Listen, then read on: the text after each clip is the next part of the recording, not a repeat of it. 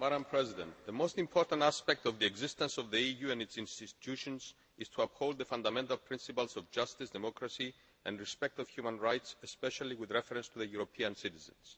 Our Union would be without reason of existence and without purpose of functioning if it did not have as its main objective the offering of a fair, comprehensive and efficient service to the people of Europe.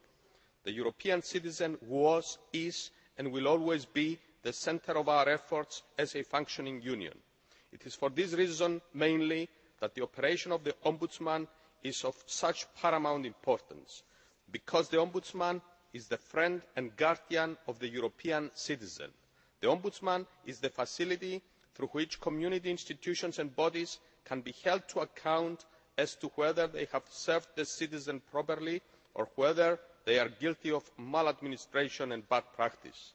We welcome the 2006 annual report of Mr Diamandouros and we congratulate and thank him for the very good work he and his staff have performed in upholding the rights of European citizens. At the same time, we congratulate the rapporteur, Mrs Spapadi, for her excellent report, which contains many important points and suggestions.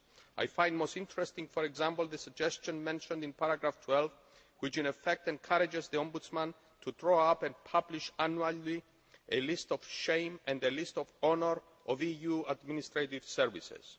In conclusion, Madam President, may I point out that the proper functioning of the Ombudsman may inevitably, in certain rare instances, bring him into dislike with certain services. In such cases, the Ombudsman deserves and must be reassured of our full support. Lastly, may I commend the provision of the active support and cooperation of the Committee on Petitions to the duties of the Ombudsman.